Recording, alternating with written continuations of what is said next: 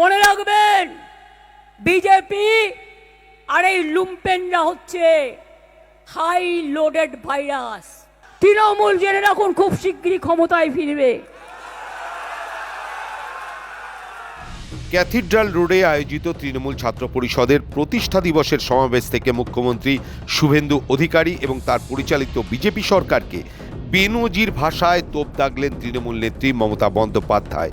মঞ্চে উঠে কর্মী সমর্থকদের আশ্বস্ত করে তিনি জানান, খুব তাড়াতাড়ি বাংলায় আরও একটা পরিবর্তন আসবে, তৃণমূল কংগ্রেস ক্ষমতায় ফিরবে। আমাদের কিছু করতে হবে না, আপনার নেতারা সবাই ঠিক আছে তো, আমায় নিয়ে অত চিন্তা করবেন না। আমি ছাত্র রাজনীতি করার লোক, আপনাদের না খাওয়া পর্যন্ত, মানে রাজনৈতিকভাবে গণতান্ত্রিকভাবে আমরা কেউ কোথাও যাচ্ছি না। আর আপনি আমাকে পরামর্শ দিচ্ছেন, এত বড় সাহস! তৃণমূল জেনে রাখুন খুব শীঘ্রই ক্ষমতায় ফিরবে।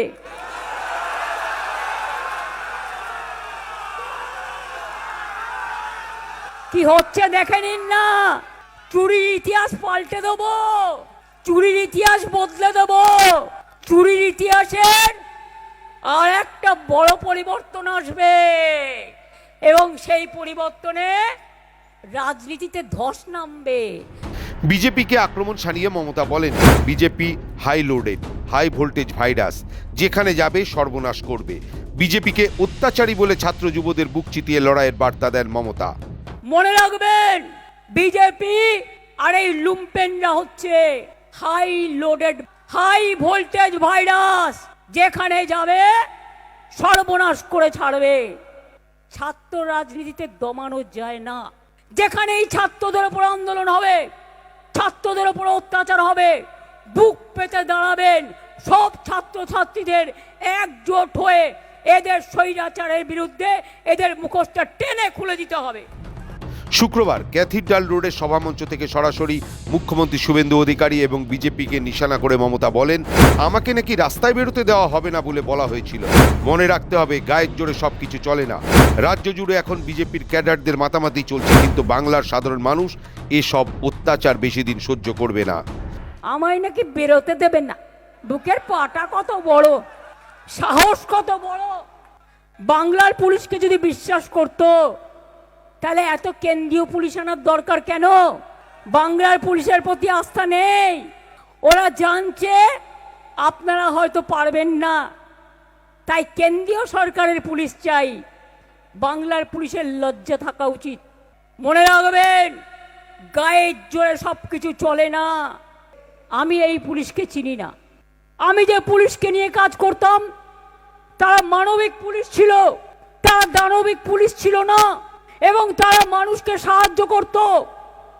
দু একটা ছোট ঘটনা ঘটলেও তারা দাঁড়িয়ে মার খেয়েছে, তাদের রক্ত ঝরেছে, কিন্তু তারা বুলডোজার চালায়নি, তারা টিয়ার গ্যাস চালায়নি, তারা গুলি চালায়নি, তারা মানুষের পাশে গিয়ে দাঁড়িয়েছে। আর এই একটা অপদার্থ সরকার, কোন ওয়ার্ডে একটা বিজেপি ওয়ার্কার নেই, সব কটা লুম্পেন। পুলিশকে দাঁড় করিয়ে কল্পনা করতে পারেন না, আমার পাড়ায় একটি ছেলেকে কালীঘাট থানার ওসির কত বড় সাহস, বলছে তুই আবার তৃণমূল করছিস, তোকে বারণ করে দিলাম, করবি না। আমি বলি, ওহে নটবর, ওহে গদাধর, ওহে দলদাস, ওহে কৃতদাস, কত পেয়েছ?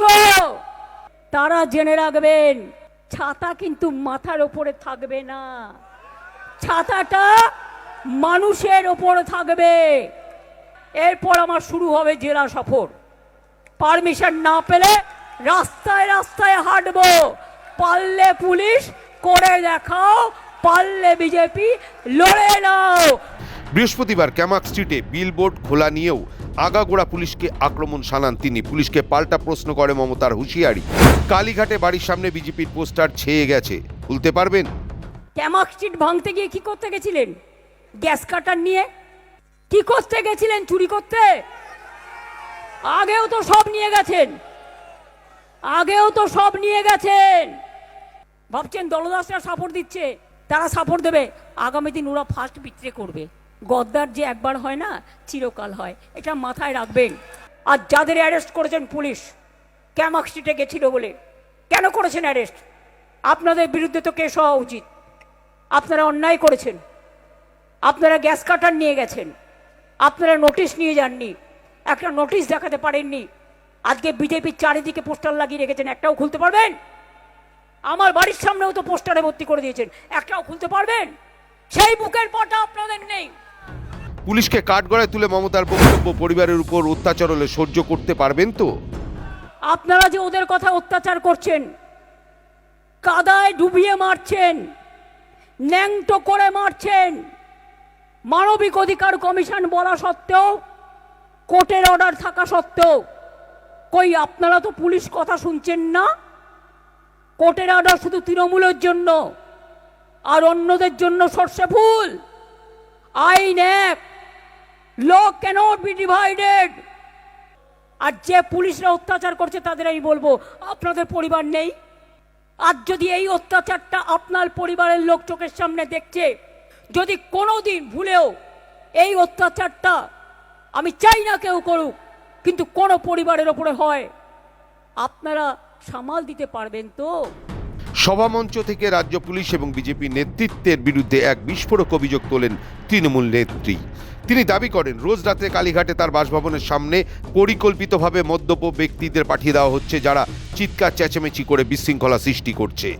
প্রতিদিন রাত 10টায় ইচ্ছে করে দুটো পাগল পাঠিয়ে দিচ্ছে আমার বাড়িতে মদ খাইয়ে, উল্টো পাল্টা গালাগালি দিচ্ছে আর হামলা করছে।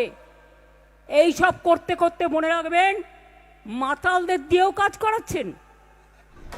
এমনকি বিজেপির নিজস্ব কোনো সংগঠন না থাকায় পুরো রাজ্য জুড়ে পুলিশকে দিয়ে দলীয় কাজ করানো হচ্ছে বলে অভিযোগ তুলেছেন মমতা বন্দ্যোপাধ্যায়। পুলিশের এই নিষ্ক্রিয়তার বিরুদ্ধে আদালতে আইনি ব্যবস্থা নেওয়ার হুঁশিয়ারি দিয়ে মমতা বলেন, এই ধরনের প্রশাসনিক অত্যাচার আর চলতে দেওয়া যাবে না। সৌভিক সান্যালের রিপোর্ট, সময়, কলকাতা।